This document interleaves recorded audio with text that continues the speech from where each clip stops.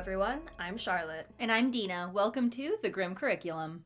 Well, I don't even know how else to start this episode off other than by saying this is by far one of the saddest cases we've ever covered. This is a tough one. There is no doubt about that. Today we will be talking about the Lawson family murders. This is our first time covering a case of family annihilation, and while these murders happened almost 100 years ago, they still continue to shock us, even by today's standards. I was vaguely familiar with the Lawson family murders starting out when we decided to cover this, and I already knew it was going to be a pretty sad one right off the bat, so guys, just brace yourselves for that. This is a case I actually didn't know anything about. We found it while we were looking for potential new episodes, and we both knew we absolutely had to do it. One of the main sources for this episode is the book White Christmas, Bloody Christmas by M. Bruce Jones and his daughter, Trudy J. Smith. It was published in 1990, and it can be pretty hard to find, but if you can find it, I highly suggest reading it. I desperately want my own copy. It's no longer in publication, of course.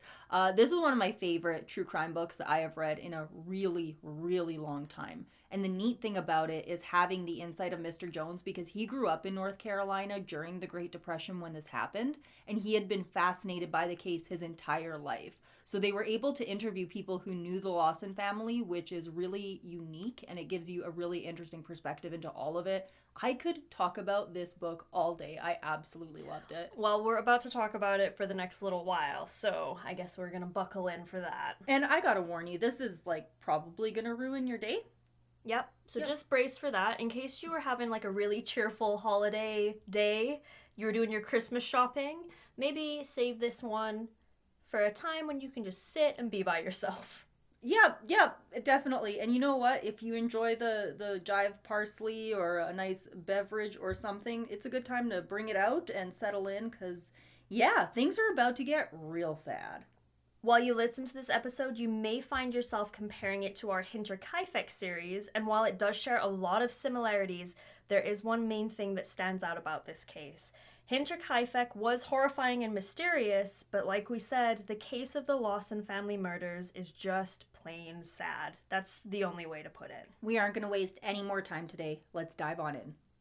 On Christmas Day of 1929, Charlie Lawson killed his entire family except for his oldest son. He then took his own life only a few hours later. The murders were committed just a few days after he had taken his family into town for brand new outfits and to have their photos taken for the first and last time. There are many things that make this case both horrifying and incredibly sad.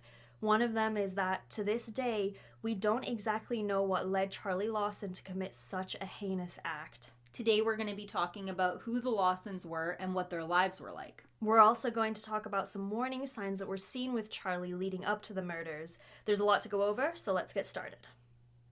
Before we get into what happened on that terrible Christmas day, we really want to take some time to talk about who the Lawsons were. Charlie and Fanny Lawson married in 1911. Together, they had 8 children. Tragically, their third son, William, passed away in 1920 from an illness. However, their remaining 7 children seemed well-adjusted, happy, and very much cared for. Fanny was described by many to be a really amazing mom. She doted on her children, and overall, they just seemed like really joyful kids. She was described as very affectionate towards them and was often referred to as a sweet woman. A lot of the interviews with people who knew her described her as being incredibly beautiful too. She had dark hair and stunning green-blue eyes. Many people also talked about how Charlie was very much in love with her. Charlie Lawson had 2 brothers, Marion and Elijah. They were all quite close, so when his brothers moved their families to Germantown in North Carolina, Charlie wanted to follow suit. Life back then certainly wasn't easy. It was kind of a weird time overall because some folks drove cars while others were still using horses and buggies. During the time that the families relocated, they did not have motorized vehicles themselves and relied on horses and mules pulling carriages and wagons. Marion and Elijah encouraged Charlie to move his family to be closer to them because there were better opportunities for farming and therefore making more money. Optimistic for a fresh new start, the family decided to make the trip. They filled their wagon with all of their belongings. A neighbor of theirs, Mr. Squire Watts, offered to help them out by filling one of his wagons with their remaining items and drive out with them. It wasn't easy. The trip itself was only around 15 miles, but the roads were incredibly rough. It had actually rained a ton recently and everything was covered in deep mud. Despite this, their spirits stayed high and they were really excited to arrive at their new home. The trip itself wasn't supposed to take more than a few hours. However, they actually ended up having to camp out on the side of the road. They sat around the fire and ate some food Fanny had prepared for the trip. Despite the difficulty, they made it without any real issues. And we say that because Marion and his family had a very different experience on their trip to Germantown. His family almost died during their travels. It had rained prior to their trip as well, and they ended up getting stuck crossing a river with their entire family. This included their children and grandparents who were all traveling in the wagon. It was so bad that the water was up to the mules' necks. The wagon had begun to fill up with water. They had to basically float along the river hoping that the wagon wouldn't sink or that the mules didn't drown. The entire thing was absolutely terrifying. So when you compare Charlie's trip to that, it really wasn't all that bad. This whole thing gives me major Oregon Trail vibes. Yeah, absolutely. Right? I know I mentioned it before, but I really want to cover the Donner Party someday, which is basically like the worst case scenario of what can happen in situations like this. I'd say all in all, even Marion's family was incredibly lucky despite how close they all came to literally drowning. When they arrived in Germantown, they found a place to rent. It wasn't anything special, and it made farming incredibly difficult because they didn't actually own the house or the land. However, they worked hard and eventually saved up to purchase a large piece of fertile land with a cabin on it. The cabin itself was in pretty rough shape, but they didn't seem to mind. They paid $3,200 for the 200-year-old house and made $500 a year mortgage payments on it. They set to work as soon as they moved in and made the home their own. Fanny and Marie worked on cleaning the inside of the house, while Charlie and Arthur worked on the outside. The cabin was not winter ready, so they put in some windows and patched up the gaps between the logs. Once they were done with the house, they started to work on repairs on the barns. Tobacco was a popular plant to grow and the land was perfect for it. All they needed was a tobacco packhouse to store it in. Charlie got right to work and began to dig a basement for the new building. This required digging a drainage ditch, which he set off doing with a mattock. You might remember a mattock from Hinterkaifeck. Yes. It's similar to like a pickaxe kind of thing. He swung back without realizing there was a fence right behind him and the mattock got stuck. Charlie reacted by trying to pull it out, but it recoiled and hit him in the forehead. He was taken to the doctor for treatment immediately. He had severed blood vessels on his forehead, which caused extensive bleeding and left him with 2 black eyes. Luckily, the majority of his injuries were superficial. He was patched up and sent along on his way. So here's where things get interesting. Some people who knew him say that he was completely fine after all of this, while others claim that he became a completely different person. He would act like he was losing track of what was happening around him. He would also stop talking mid-sentence and just walk away. He visited his doctor numerous times because he had developed severe headaches. They were so bad that he started to lose sleep. And it looked like when he was sleeping that wasn't exactly a peaceful slumber. Fanny confided in a number of friends months before the murders that Charlie would often jump up from a deep sleep in the middle of the night in a very agitated state. He would insist that he had to check on the guns and would get up and wander around for hours. Fanny admitted that this scared her. This was very unlike her husband. The other thing that seemed to get worse was his temper. There isn't a ton of information about his overall demeanor before the accident, but it looks like he always had a bit of an anger problem. However, this worsened after the head injury. And as we all know, head injuries are no joke. When I was little, I fell and smashed the back of my head on concrete, and the resulting concussion caused me to go blind for nearly 3 days because, fun fact, the swelling affected my optic nerve. It's horrifying. Yeah, it was. I remember my parents because I didn't go blind immediately. So I went to the hospital, got patched up, came back, and my mom was like, okay, we need to replenish your fluids. And I remember she went to hand me a glass of juice, and as she handed it to me, my vision just disappeared. And she's like, well, take it. And I was like, Mom, I can't see you. And she just went, oh my God. And my God, yeah. That is horrifying. And then about 48 to 72 hours later, my vision came back. So a head injury, like I said, no joke. A severe injury to the frontal lobe, as some of you might know, can have serious effects on a person's personality. There's also been studies on the link between head injuries and serial killers, so this is kind of a scary situation to be in. I remember you telling me that story, and that is honestly just horrifying. Head injuries are not something to mess with, and you are absolutely right about the serial killers. That being said, all of their head injuries happened during childhood. Richard Ramirez, Albert Fish, Ed Gein, almost all of the well-known serial killers suffered some form of a head injury during their formative years, which is a really interesting little fact. However, I can definitely see it changing him. It would be really hard for something like that not to change you, especially considering he barely got treated for it. They just sent him home. He was already a loose cannon, and this just made him worse. Speaking of Charlie's temper, one of the big things that is talked about in White Christmas, Bloody Christmas is an incident that happened at a tobacco warehouse in 1928 that confirms two things. Number one, Charlie Lawson had a very bad temper. And number two, he was not a nice man when he didn't want to be. This happened in 1928. Charlie and Arthur had driven to Winston-Salem to deliver their tobacco harvest.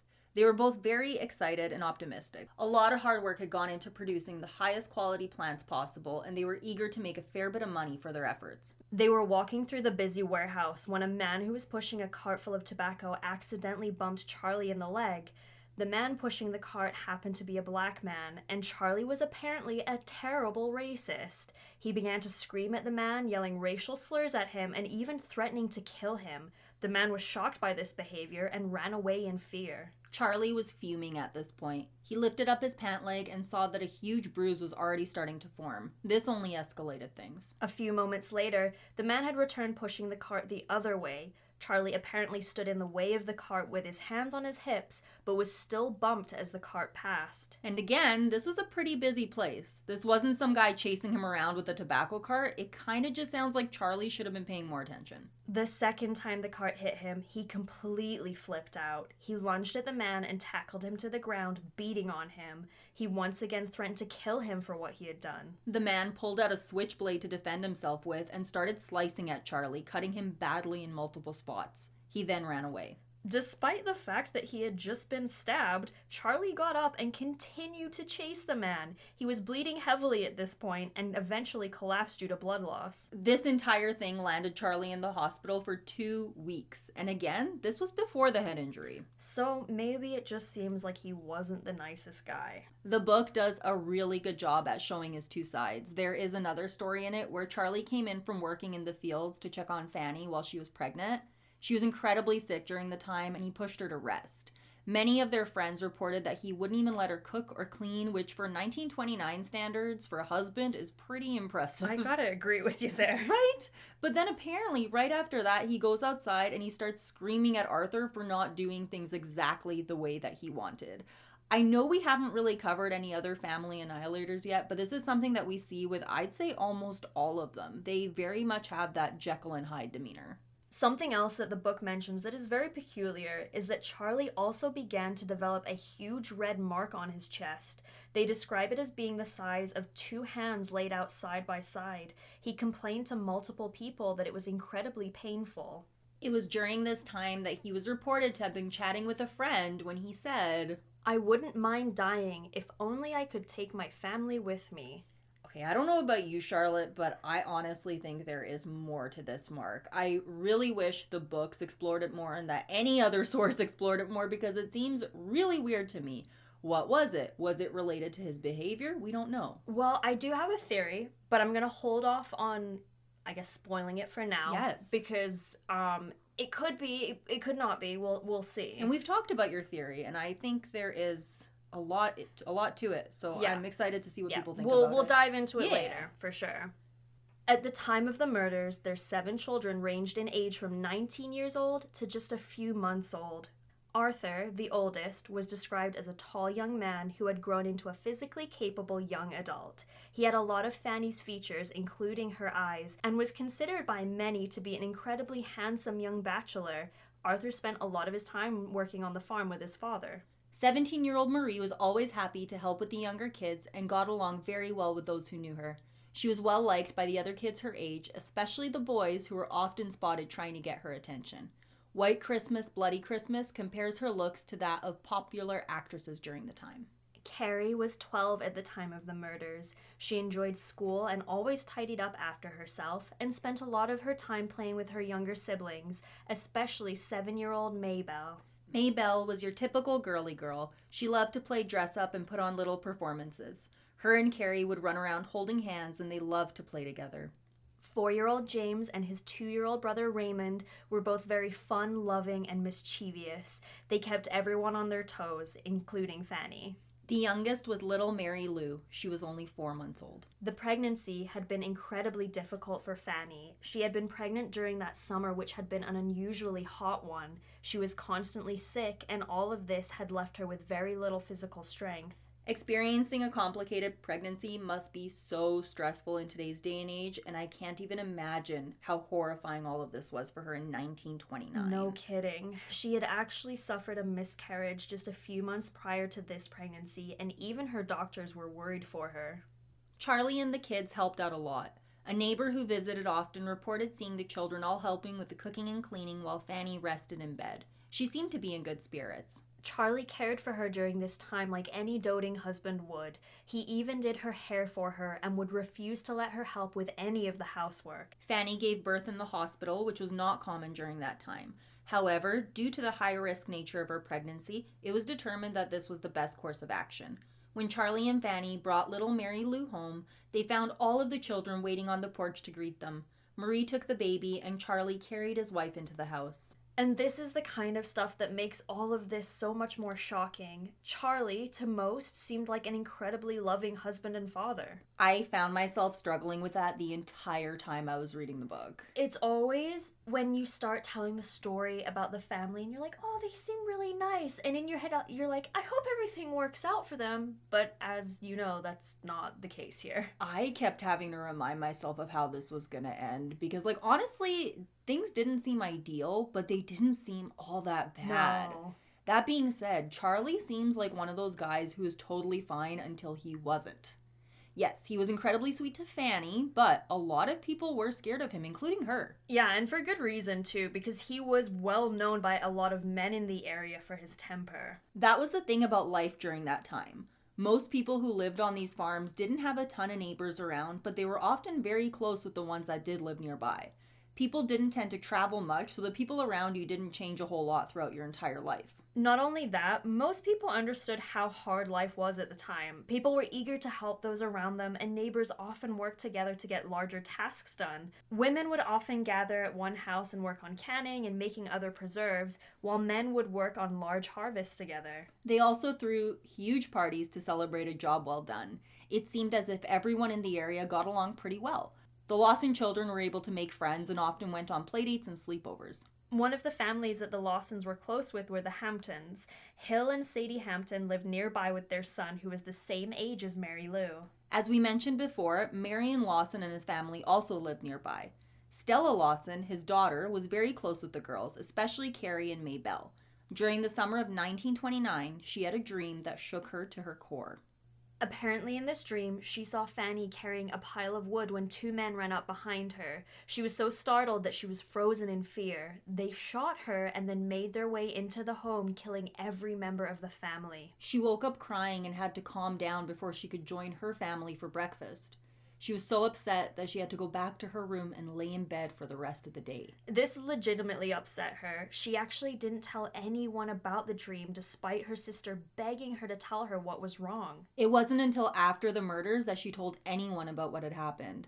By this point, she had considered the dream a premonition, and it said that she carried guilt with her for the rest of her life over not saying something.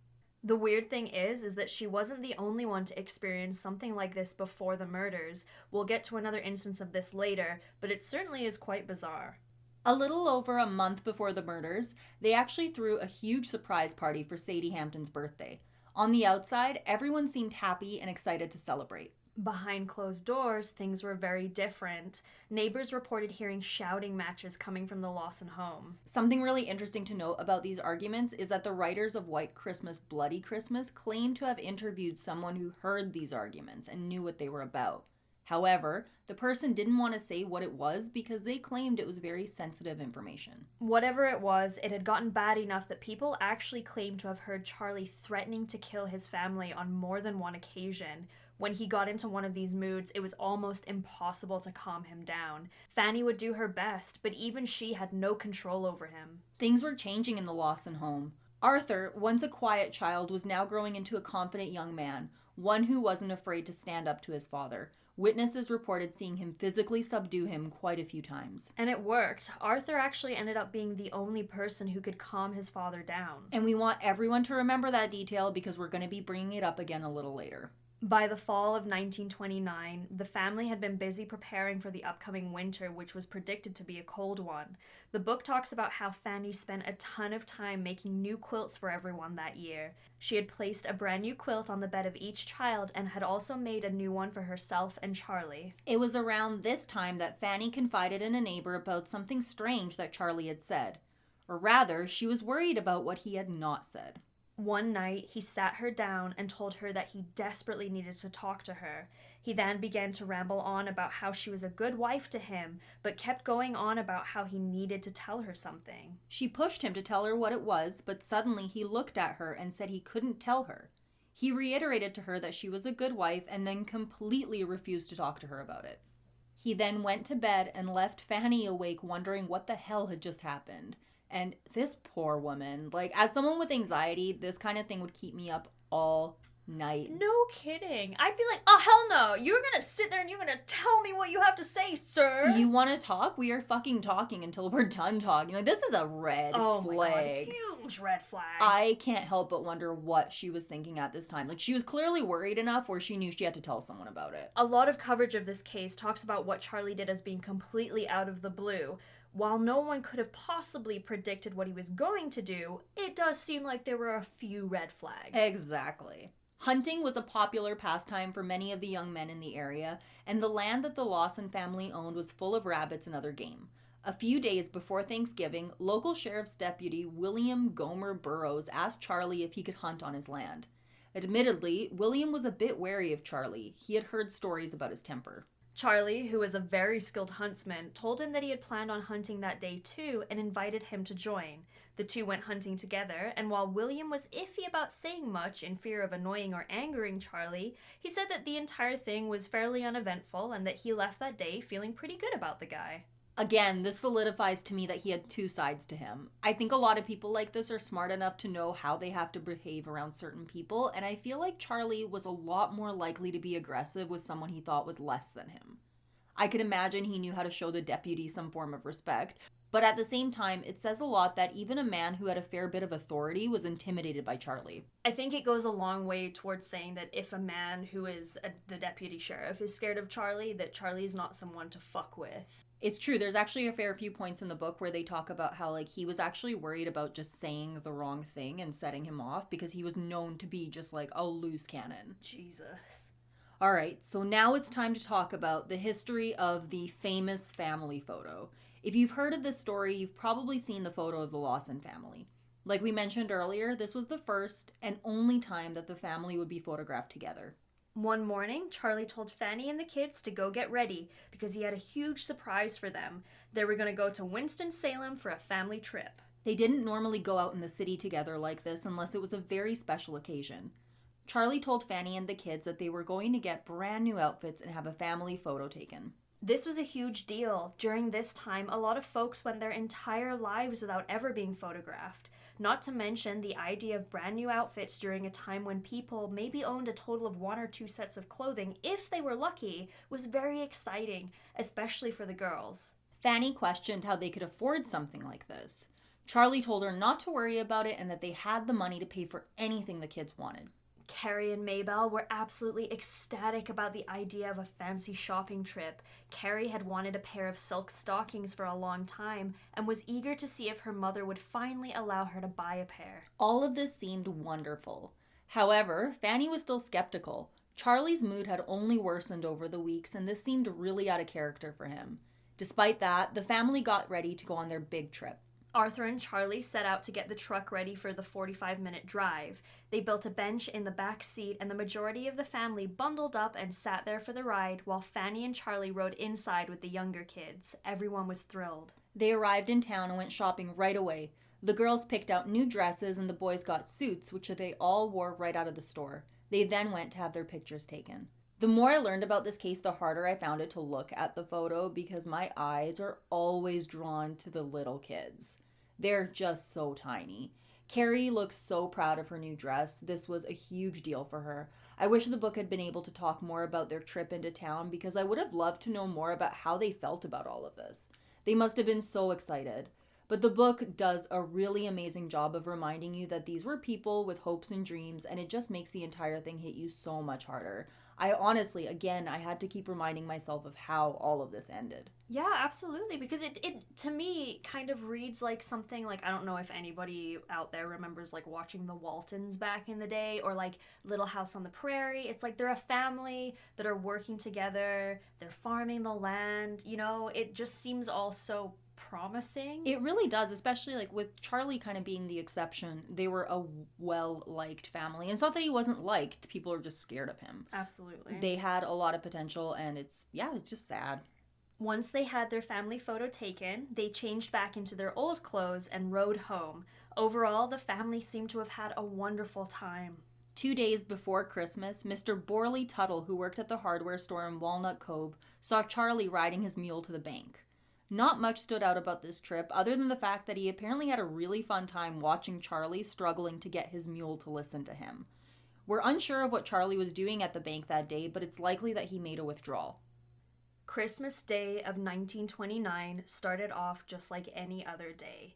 Fanny woke up and began to make breakfast for the family. Charlie had purchased her a brand new wood stove that was much more modern than their old one. She was eager to use it. Stella Lawson's brother Sanders had spent the night, and Fanny wanted to start the day off and get everybody fed. That's something to keep in mind. A lot of sources talk about them being a fairly poor family, but it doesn't necessarily seem like that was the case. Overall, they had nice things. At the end of the day, this was in 1929 at the beginning of the Great Depression, so people weren't exactly well off. However, it seems like compared to most, the Lawsons were doing quite well for themselves. I mean, they owned their own home, they had vehicles, and they were able to upgrade their things along with the technological advancements of the day, so that to me says they're doing okay. Exactly, yeah, they're not struggling, that's for sure. Something stood out about the Lawson home that year. Normally, Christmas decorations were all over the house, giving it a very festive feel. This year, there was no tree, nothing was hung on the walls, and there were no presents for anybody. Again, this was not due to lack of money. Charlie had promised the family a very special Christmas surprise, and they were all looking forward to engaging in the festivities. What they didn't know was that Charlie was planning on brutally ending all of their lives and his own later that day. Marie was incredibly excited for Christmas. That evening, a local boy named Charlie Wade Hampton was picking up Marie and Arthur to take them to a local church program. There's an author's note in the book that talks about how it was rumored that Marie and Charlie Wade Hampton were in love and that she wanted to marry him. Her father strongly disapproved of this relationship, and she was not looking forward to telling him of her plans for the evening. After breakfast, several men from the neighborhood, along with their sons, gathered on the Lawson property for a friendly game of target practice. Everyone seemed to be having an absolute blast. Afterwards, the men who were there said that Charlie seemed completely fine. They could not have been more wrong. As time went on, the group began to disband. Eventually, they ran out of ammo, and only Charlie, Arthur, and Sanders remained. There is actually another young man there whose name we don't know. He was interviewed for the book but did not want his name mentioned. He's an incredibly important witness to this story, though. Charlie asked the boys to walk to Germantown to buy more ammo because they had plans to go rabbit hunting later. They happily obliged, and they were on their way. The young boy decided partway through that he didn't want to join the boys and headed back to the Lawson house. It was rumored that he, like so many other young men his age, had a crush on Marie. He was eager to see her and chat with her. When he arrived, she invited him to join them for cake after dinner. They chatted while she did her hair. Meanwhile, Carrie and Maybelle asked their mom if they were allowed to visit their Uncle Elijah and his family for some Christmas activities. Fanny, knowing that Charlie would be mad about Marie leaving, pushed the girls to go. She hated when they saw their father angry. Fanny had every right to be hesitant. Charlie saw Marie curling her hair and asked her where she was going. When Marie told him, he absolutely forbade her from going. Marie argued with him. She was old enough to go out with her brother and a friend and was tired of being bossed around by her dad. He had a huge issue with Charlie Wade Hampton and forbade her from ever seeing him again. She refused, and he was absolutely furious. Charlie also found out that Carrie and Maybelle were about to leave. He became incredibly agitated at this point. He wanted his family to all be there for the big surprise he had for them. Charlie then went out to the barn. As we always do, we want to take a second and warn you all, this is about to get pretty graphic. We know everything has been kind of leading up to this point, but it doesn't make it any less difficult to hear. Carrie and Maybelle had began to make their way to Elijah Lawson's house. In order to get there, they had to pass the barn. This wasn't a huge deal, and it was a trip that they had made many times before. What they didn't know was that their father was now waiting behind the barn for them with 2 shotguns. As they walked towards the barn, Charlie jumped out at them. He immediately drew the shotgun and shot Carrie. Maybelle began to scream, and he shot her as well. There was no going back for Charlie now. He picked up a 2x4 and beat the 2 girls until it was clear that they were dead. He dragged their bodies into the tobacco barn where he placed stones under their heads. He folded their arms across their chests and closed their eyes. He picked up Carrie's little blue hat that she was wearing, now stained with her blood, and placed it back on her head. He then made his way back into the house. Meanwhile, at the house, Fanny had realized that they were out of firewood. She told Marie and the young man that she was going to go outside to collect some. As she stepped out, she saw Charlie walking towards her with a shotgun in his hand. She asked him what was wrong, and he answered by shooting her in the chest. The shot blasted straight through her heart, killing her instantly. Marie and the young man heard the shot and ran to the window to see what had happened. She instantly started screaming, and the young man took off out of the back of the house. In the interview, he claims that he knew Charlie didn't like him and was certain that he would be next. He ran straight home. Marie ran out of the house only to see her father beating her mother's face in with the barrel of the gun. He has now done this with each of the people he has murdered. And I wondered about why he would do this. I don't think it was a mercy thing where he wanted to make sure they weren't suffering, but at the same time, I wonder if it was rage and he just couldn't stop himself, or if he was destroying their faces because he couldn't stand to see what he had done.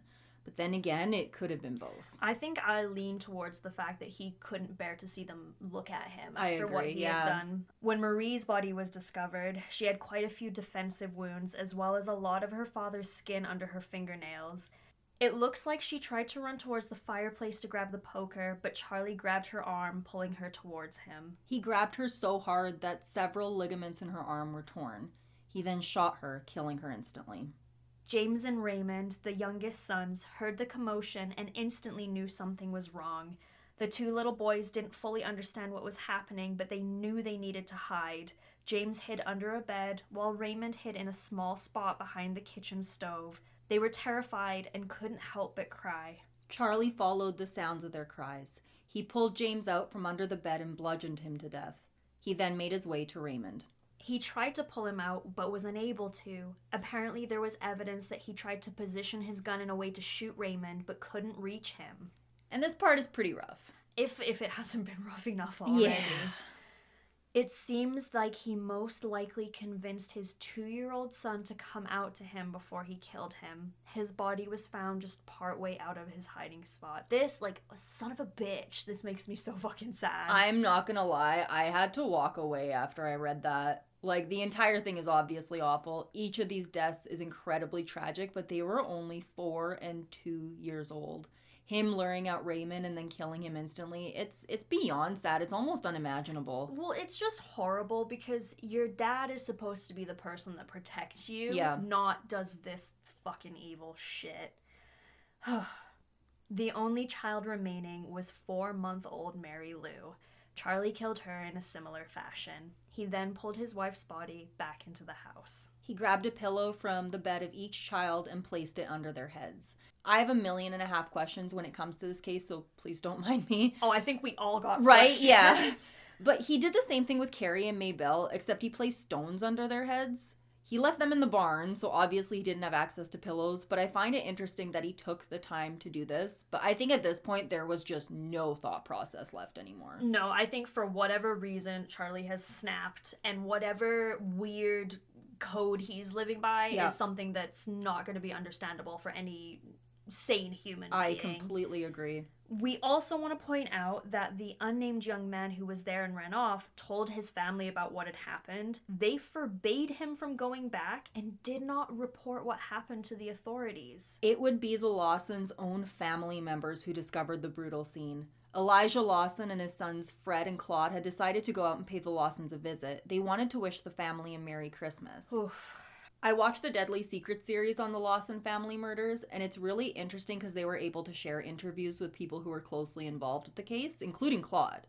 He was quite young when all of this happened, and the interview is from a few decades ago, but he talks about how even as an old man, he doesn't understand how someone could have ever done something like this. He was never able to make sense of it, and it seems like no one else has. Like, it sure as hell seems that way to me. Elijah and the boys were initially confused by how quiet everything was when they came to visit. Usually, they could hear the sounds of the children playing as they approached, and more often than not, at least one person would run out to greet them. This time, there was absolute silence. Claude made his way through the front door as his father looked through the window. What they saw would haunt them for the rest of their lives. The bodies of Fanny, Marie, Raymond, James, and Mary Lou were placed around the house. There was blood absolutely everywhere. It was then that the silence was broken by the sounds of someone walking around upstairs. Fearing that the killer was upstairs, they ran away to get help. They found a close neighbor, Bob Hirth, who told them that Charlie had sent Sanders and Arthur away to get ammo. Claude claims that as they were running from the house, he turned back and saw an expressionless man standing in the window who he said looked like his Uncle Charlie. And speaking of Charlie, at this point, he knew what he had done, and it appears that the next step was clear to him. He left the house through the back door with one of his guns and began walking. Meanwhile, Arthur had arrived at the general store and was greeted with the terrible news of his family's murders. They left to go back to the house right away. Arthur was, understandably, inconsolable. It is said that he collapsed when he saw the bodies and had to be physically helped up after seeing his mother in particular. Sheriff John Taylor arrived on the scene with coroner Dr. Helsebeck. They roped off the house to stop anyone from getting in. Apparently, a man offered $500 to be allowed to go into the house and see the crime scene for himself. Like, fuck you, dude. $500, I also want to point out, was their yearly mortgage payment. A lot of money in those days. Mm-hmm. Like, okay, can we just pause for a second? I know we've talked about it a lot with these old-timey cases, how people come to ogle the scene and, like, walk all over it and cause a mess and everything. But to be so brazen, to be like, hey, I'm gonna give you a shitload of money to look at basically the last will and testament of your entire family. Oh my god. The audacity. The absolute audacity. Quite a few people were at the house at this point, and it's interesting to note that the book actually points out that those who first arrived on the scene knew not to tamper with anything. This is a first for us. Are we learning lessons? Yes. Oh my god. They wouldn't allow anyone else into the house because they didn't want to jeopardize the investigation. Wow. I know. For 1929, this is amazing. Shocking, I have to say. The people who were with Arthur didn't want to leave his side. They were all very worried for him, and rightfully so. They took him to another part of the house while the bodies were moved to spare him the further trauma. It was also noticed around this time that Charlie was indeed missing. People were worried that he may have been taken and was also in danger. There were whispers, though, that he maybe had done it. Either way, people were terrified. A group of men had arrived with guns, and they were eager to protect everyone from the killer. They actually formed a guarded perimeter around the house and all of the barns in order to keep them safe and to keep curious onlookers from going inside. Meanwhile, a huge crowd had formed outside of the house. They had built a large bonfire in order to stay warm. As time went on, the crowd grew and it began to get rowdy. We also want to take a second to talk about a second strange incident that happened with a family member around this time. We mentioned that Stella had a dream that involved Fanny and the family being murdered, but Charlie's Uncle Joe experienced something very strange that day. Apparently, he woke up that morning and was completely fine. He was having breakfast with his family when he was suddenly overcome with immense sadness. He began to cry, and this turned into him sobbing like a baby for hours. This was an elderly man in 1929 who had lived an incredibly hard life. He was not one to show his feelings, and he certainly wasn't the kind of person who would openly cry in front of his family. At around 2:30 p.m., the family was notified of the murders. Joe Lawson stopped crying the second he heard the news and wanted to go help right away. The family left and arrived on the scene shortly after. Again, I have questions. Why was he crying? Did he have a terrible gut feeling? Did he know something? Was this maybe something that he had been worried about? I really, really wish that we knew. This, along with the dream that Stella had, made me wonder if Charlie's temper was so bad that members of the family, including a young girl, were worried that he would do something one day. Perhaps, like we mentioned before, when Charlie told Fanny that he had to tell her something but then couldn't, you wonder if maybe he had confided in Uncle Joe, and maybe Uncle Joe knew something. Maybe, and maybe it was just a shit act and the energy fucking ricocheted through the community and everyone was like, ugh, what the fuck was that? It's so hard to say. The authorities that were there were mainly focused on finding Charlie at this point, so the bodies were left alone. Everyone was absolutely heartbroken by what had happened, and whether he was a victim or a potential suspect, they needed to know where he was. The Hamptons were the ones who ended up properly covering them up, and they even began cleaning. Again, they were very good friends of the Lawson family. This must have been so incredibly hard for them. Sadie used sheets from her own home to cover their bodies, and Hill used a flat-edged shovel to scoop the blood into a bucket. There was a lot of it, and at this point it had formed large pools. We can't stress enough about how terrible this crime scene was. Hill Hampton took all of the blood that he cleaned from the house and buried it outside. At around 5 p.m., hearses arrived to take the family away. Because of the snow, they were unable to get to the house, so those who were there built sleds to pull them to the vehicles. A friend of the family carried the body of baby Mary Lou. The book talks a lot about how bad the smell was. Apparently a lot of the onlookers wanted to help with the bodies, but when it came down to it, barely anyone was actually able to help without getting violently sick. I mean, a lot of blood. Blood has a pungent smell. It sure does. It was reported that after Mary Lou was carried into the hearse, the man carrying her threw up. They actually talk in detail about the smell and the fact that she was left near a source of heat. It's legitimately some of the worst stuff I have ever read. I literally read that part and I messaged Charlotte to warn her about all of this. I was like, hey, it's bad. It's real rough, guys. Yeah. Sorry about that. I think you got a few messages from me this week that were like that. Yes, you certainly did. Yeah, and I was like, oh man, like I knew it was bad, but I didn't quite know it was, you know. Around this time, a shot was heard. Everyone stopped what they were doing and a group ran in the direction of the noise. It brought them to a deep thicket of pine trees where they found Charlie Lawson's body. And another horrible detail that just broke my heart was that they found him with his 2 dogs who were crying so loud they actually used the sounds of their cries to find him. Oh my god, did you traumatize the dogs too? Seriously, yep. They were beagles. Oh, sweet, sweet boys. Charlie was found laying on his back. Steam was still rising from the wound. He had taken his own life. It was then that it became very clear. Charlie Lawson had killed his family and then himself. The family was taken to be embalmed, and it was around this time that Dr. Taylor, who had come out from Johns Hopkins University, examined Charlie's brain to see if there were any abnormalities. Despite everything that had happened and his head injury, his brain was completely fine. Or, I just want to say, at least up to 1929 standards. Right. Anyway. I wish we could have another look at this brain nowadays. Yeah, I wonder if it was preserved or if they just got rid of it after. This was back when they were losing people's heads. They probably lost the That's true. That's very true. Newspapers reported a crowd of up to 5,000 people at the funeral. They interviewed people who had family members there in the Deadly Secrets documentary, and they confirmed that there were cars, wagons, and horses everywhere.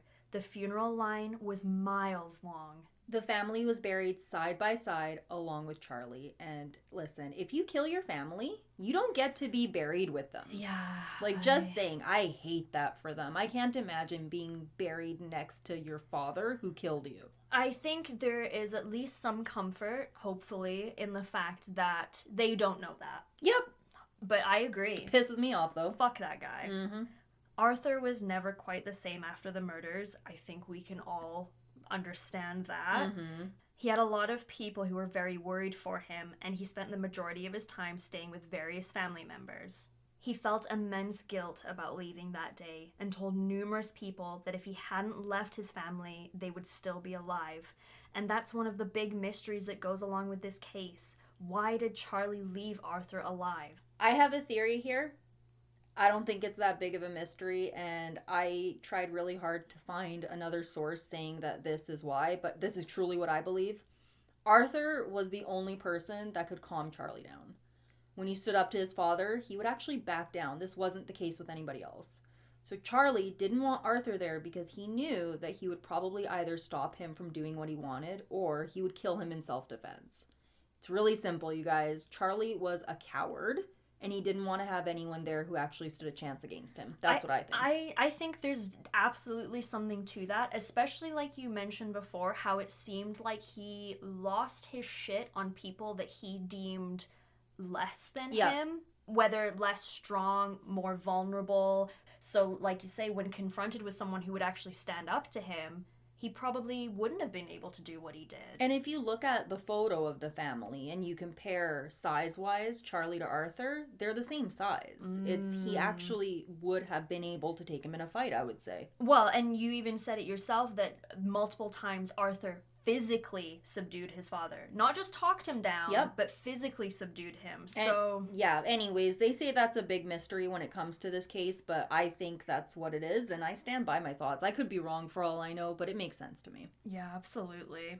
Arthur was clearly left with a lot of unresolved trauma, but the death of his family had also left him with a ton of debt. Luckily, his Uncle Marion had an idea. Marion sat at the front of the house with a small box and charged people 25 cents to see both the house and the spot where Charlie killed himself. That's right. So for only a quarter, people could walk through the house and see the blood that had stained the floorboards. Apparently, the cake that Marie had been baking remained, and people actually began to pick pieces off of it to eat. That's very Hinterkaifeck. Right. They then began taking the raisins off of the cake as some sort of weird souvenir. Eventually, Marion had the cake covered up. It stayed on display for the entire time the tours were going on, which was 5 years. Isn't that gross? Murder cake. Like, I'm sorry, if I saw cake in a murder house, I wouldn't be like, oh shit, let's eat the cake, guys. Again, like, if what you go doing? back to, like, bad energy, bad vibes, whatever you want to call it, whatever your idea of the spiritualism is, I feel like that cake probably had absorbed a lot of bad vibes. You wouldn't want to eat it. Absolutely not. Especially not, like, steal from it. Like, I feel like that's the other thing, too. I just don't fucking do it. If you're gonna get haunted, you're gonna get haunted for stealing raisins off of a murder cake. Yup. He made a ton of money doing this. People came from all over to see the house. It was reported. Immersed in the clotted blood on the living room floor, where the 5 bodies were found, was a little Christmas poem.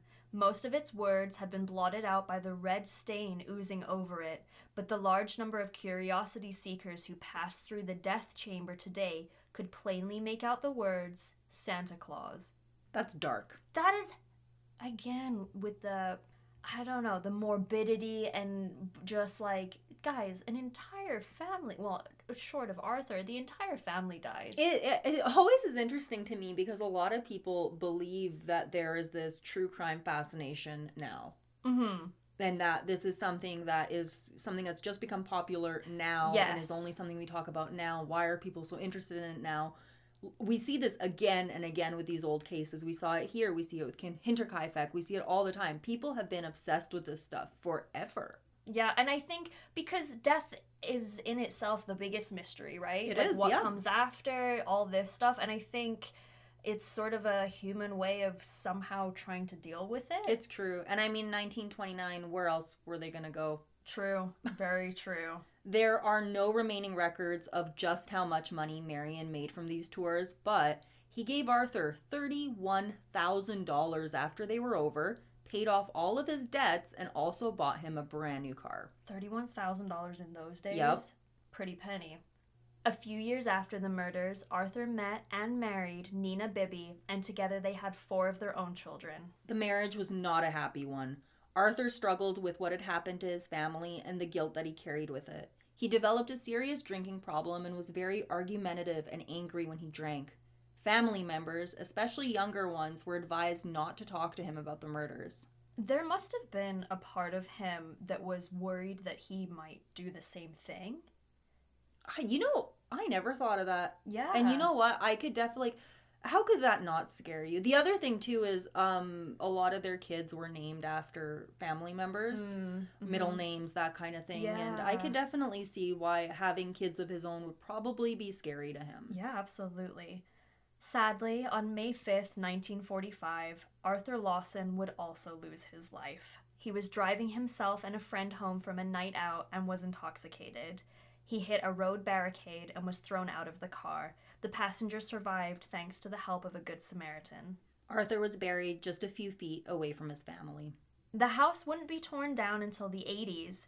It's said that people tried to live in it, but it was just one of those places where you felt uncomfortable the second you walked in. I don't blame them. I wouldn't want to live there. They literally never got the blood out of the floorboards. No, thank you. There are actually some reports of the gravesite being haunted as well as the building where the embalmings were performed. 28 Days Haunted on Netflix has an episode where they do explore this. I tried to watch it. I'm not going to trash them, but I couldn't do it. I made it maybe 5 minutes.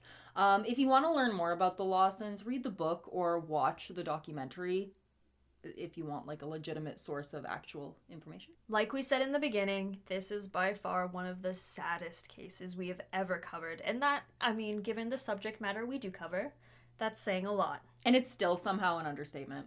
The thing that makes it really stand out is that we still don't know what caused Charlie to kill his entire family. A theory came out with the publication of White Christmas, Bloody Christmas that seems to have offended quite a few people who are connected to the Lawson family, which is very fair.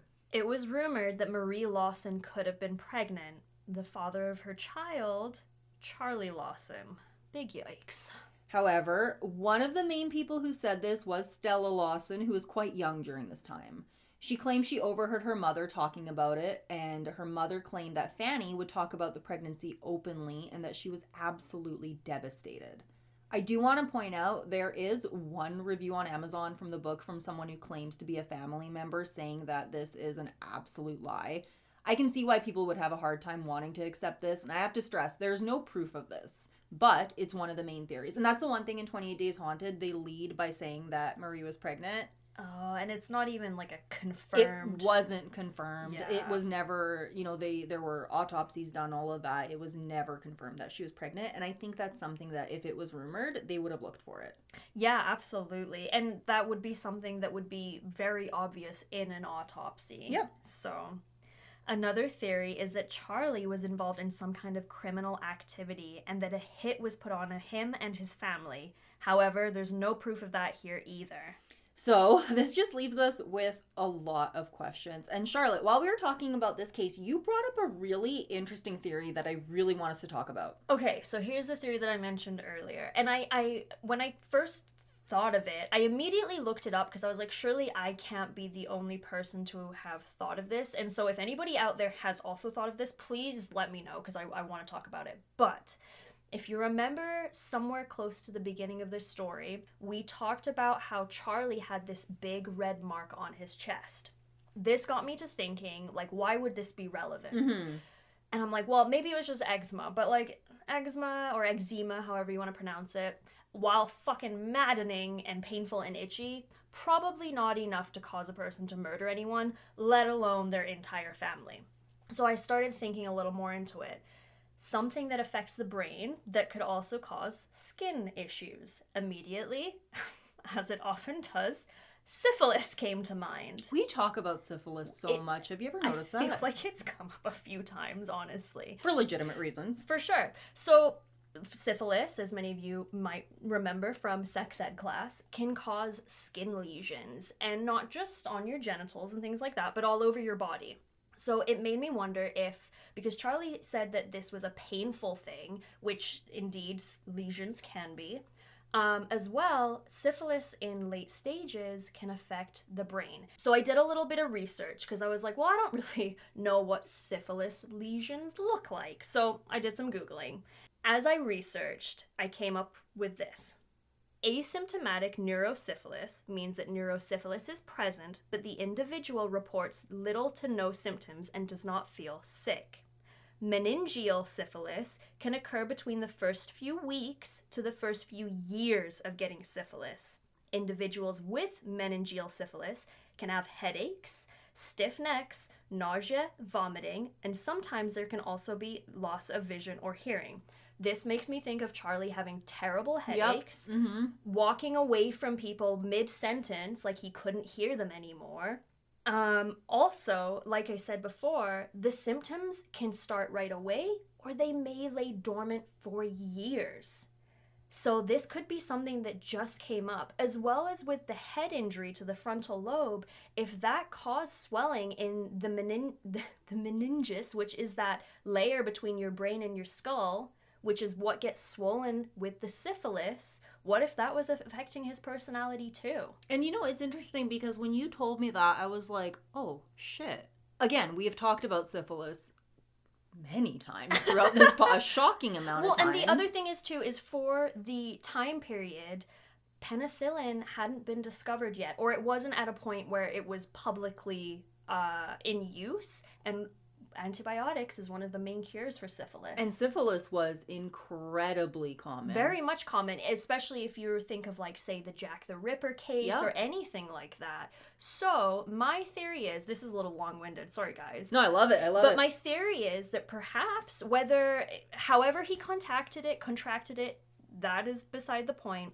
But what if Charlie had syphilis, and he was trying to tell Fanny about it, but he couldn't bring himself to do it, and slowly it was making him go nuts. And he clearly had a secret. Like, that's fact. He had a secret. He had something that he wanted to tell her, but he just couldn't.